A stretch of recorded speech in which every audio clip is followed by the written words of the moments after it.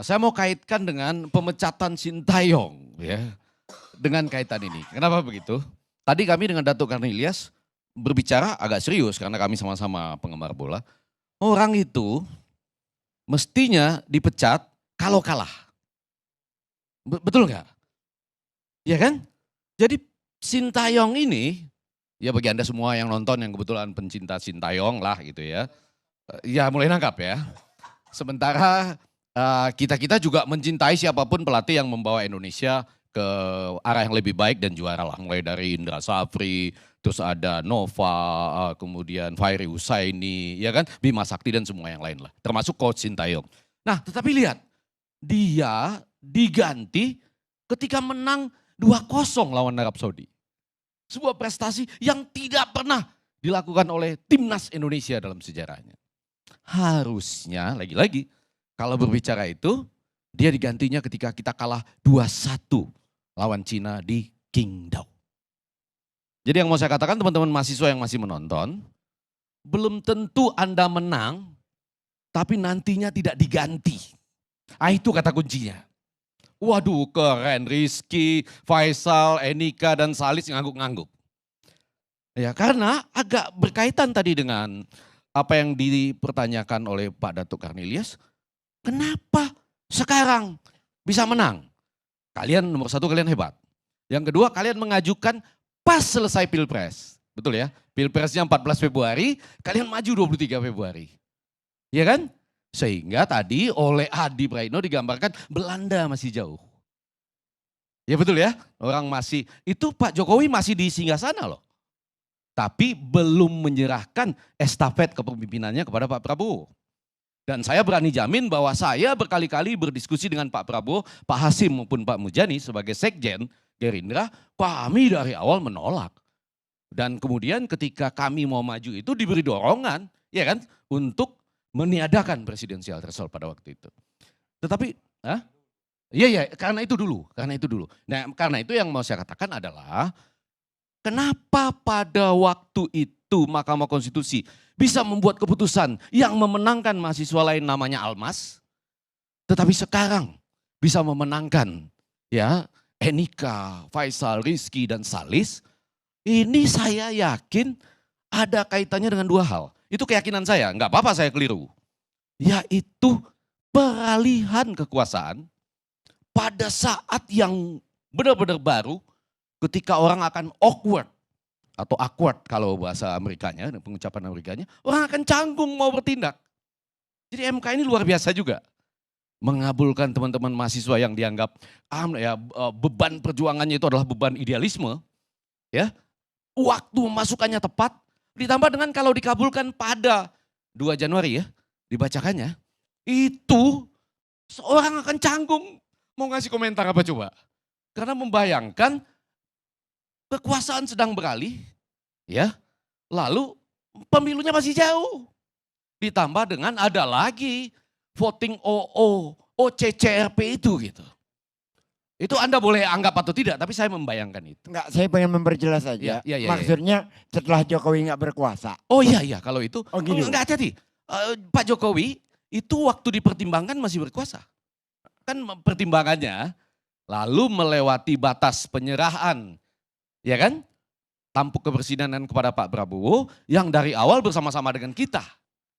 Lalu pasti dampak psikologisnya awkward tadi. Canggung. Jawabannya gitu tadi tuh. Ya, Jokowi mania aja juga ikut mendukung kan akhirnya gitu ya. Ya semua canggung karena belum membayangkan seperti apa. Tapi yang mau saya katakan, ketika menang pun melawan Arab Saudi 2-0 bisa diganti. Karena ada pertimbangan-pertimbangan selanjutnya. Yang mana kalau ukuran sepak bola 4 pertandingan lagi.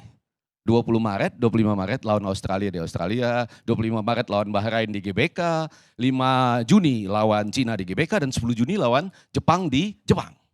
Ada pertimbangan itu. Kalau berbicara dalam konstelasi yang membandingkan putusan Almas dan putusan teman-teman mahasiswa ini, saya ingin mengatakan mungkin enggak ya dengan logika tertentu mereka beranggapan oh ini walaupun menang enggak bisa kita biarkan ini. Ada logika sepak bola di situ yang menyatakan ini jangan-jangan nanti kita bisa cari-cari juga nih. Hakim-hakim MK ini apa masalahnya masing-masing. Sesudah dapat masalahnya masing-masing, kan setiap pelatih ada masalahnya masing-masing kan. Ini pelatih-pelatih ini ada masalahnya masing-masing. Tidak berkomunikasi dengan baik. Ya inilah, itulah gitu ya. Lalu setelah itu, mungkin nggak, saya ini harus membayangkan mungkin atau tidak.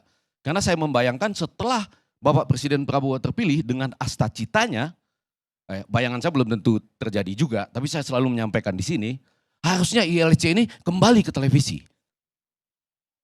Ya kan, karena asta cita itu menegakkan Pancasila, HAM, dan demokrasi. Walaupun tentu saja di YouTube bagus juga gitu loh. Tapi lebih lengkapnya seperti itu. Nah saya membayangkan ini belum tentu terjadi. Tugasnya ILC ini untuk selalu mengingatkan. Apa itu? Tiba-tiba hakim Mahkamah Konstitusi ini ada masalah-masalah. Diganti. Lalu majulah pengajuan nama-nama hakim baru. Majulah gugatan. Dan kembali lagi. Halo teman-teman, selamat datang lagi di channel ini. Salam inspirasi, salam NKRI harga mati. Ya tadi luar biasa sekali dari pakar hukum, pakar komunikasi gitu ya. Dari Pak Effendi Ghazali, bagaimana tadi beliau memberikan pencerahan yang luar biasa. Dan juga sempat tadi mengkait-kaitkannya bagaimana kita melihat di sepak bola Indonesia misalnya Pak Sintayong ya dipecat gitu ya, padahal memberikan yang terbaik, bahkan Indonesia bisa sampai sejauh ini. Dan jangan-jangan ya begitu juga sebaliknya nanti kepada MK gitu ya, dan seterusnya. Jadi macam-macam lah memang politik ini teman-teman, macam juga persoalan-persoalan yang ada di Indonesia. Ya sabarlah teman-teman, kita sebagai rakyat Indonesia yang awam terkait hal ini, ya mungkin sebagian besar orang yang nggak peduli lagi, tapi mungkin banyak daripada mereka peduli.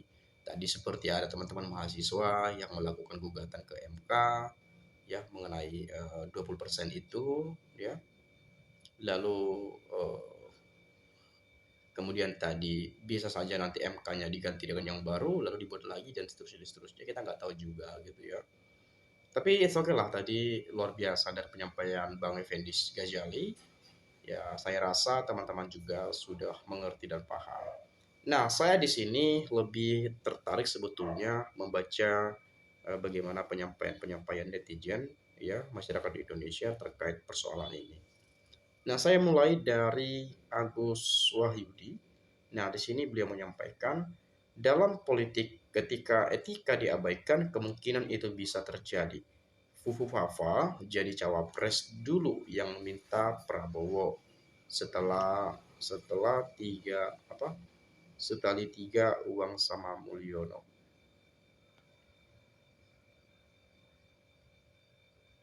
Kalian para polisi umur semakin bertambah, mulailah berbuat kebaikan, apalagi yang umur yang sudah di atas 70-an. Ingat, mungkin nggak lama lagi, berbuatlah yang terbaik. Cerdas analisa EG luar biasa. Makanya kita jangan terlalu senang dulu. Tiba-tiba berubah diam-diam pajak 12% naik. Tiba-tiba ada negara baru. Tiba-tiba SDA banyak dikuasai asing. Belum yang lainnya. Jadi memang saya nggak tahu teman-teman ya. Di Indonesia ini selalu banyak sekali persoalan. Kenapa ya seperti itu ya? Nggak bisa apa dibereskan gitu ya. Lah, saya lihat di sini, Effendi Ghazali ini termaksud orang yang tidak bisa segera move on. Dia ini termaksud pengamat bola karbitan. Ingat Pak, Effendi Ghazali, Sintayong bisa sampai sekarang juga karena proyek Pak Erick Thohir. Nah, ketika proyek itu sudah mulai tidak sejalan dengan misi dari target tersebut, maka harus diambil tindakan.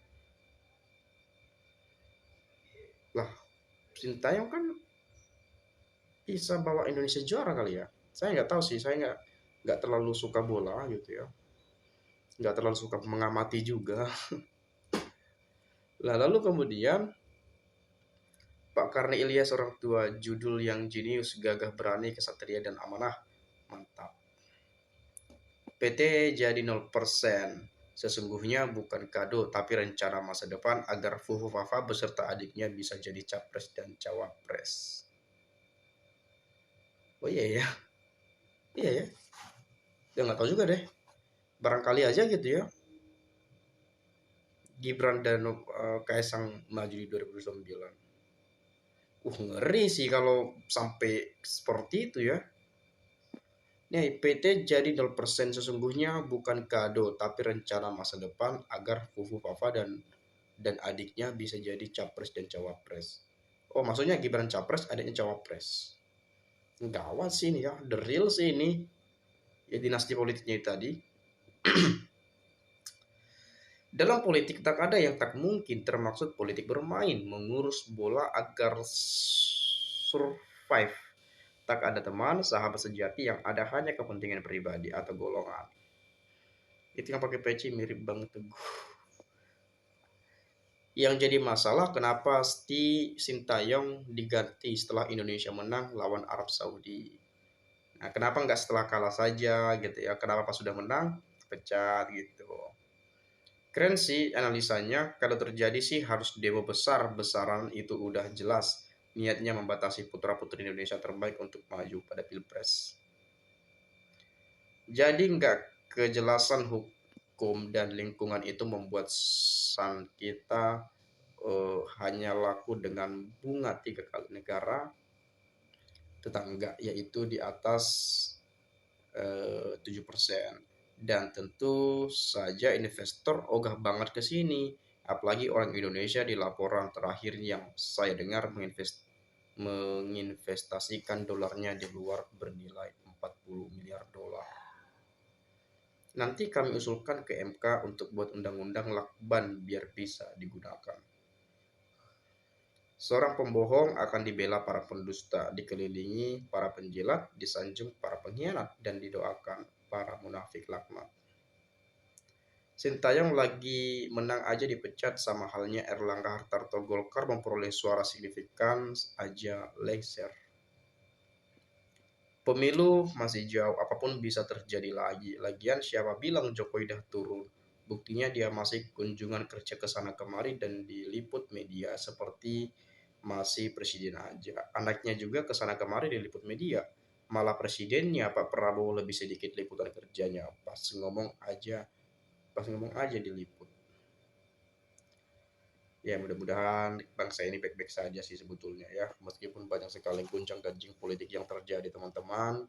Yang kita berharap selalu bagaimana ini bisa diselesaikan. Bagaimana politik yang sehat dijalankan. Di kelak Indonesia ini bisa menjadi negara maju. Menjadi negara super power gitu ya. Powerful gitu ya. Dan bisa berdiri di kaki sendiri tanpa harus ketergantungan dengan negara-negara lain. Lalu kemudian rakyat Indonesia untung sudah cerdas, di mana saat ini gorengan para elit politik dan para intelektual sudah dianggap seperti lawakan aja. Diganti untuk meredam isu OCCRP. Udah lama tak nonton TV, baru tahu ILC nggak ada lagi di TV. Analisis Effendi Ghazali itu untuk PDIP yang ngotot PT 20%. Rekam jejak petugas partai jelas sekali. Kenapa Adi Nabi itu perlu konsen PT harus 20%? Adu argumen dengan Rocky Gerung. Kalau boleh, usul timnas jangan lagi main di Solo, bisa berdampak buruk dan mengakibatkan kalah. Game ball dan game politik itu mirip-mirip. Butuh strategi, taktik, dan finansial, dan juga tentunya janji tidak ada garansi dan kepastian. Pileg, pilpres, pilbuk, pilwalkot ini yang menang yang ngasih duit dan tabur bansos serta beras, rupiah, bansos, beras. Negara terkocak, tidak ada kepastian hukum, soalnya hukum berdasarkan undang-undang, lah undang-undangnya bisa digonta-ganti tergantung kepentingan. Ya nama juga Indonesia teman-teman, ya kita berharap sih sebetulnya bisa lebih baiklah ke depannya gitu ya. Ya mungkin saya berterima kasih kepada teman-teman yang memberikan pandangan dan pikiran mereka yang saya bacakan barusan. Semoga ini menjadi sebuah ide atau masukan yang bermanfaat kepada kita bersama. Itu saja mungkin. Sekali lagi saya ucapkan salam inspirasi, salam NKRI, harga mati.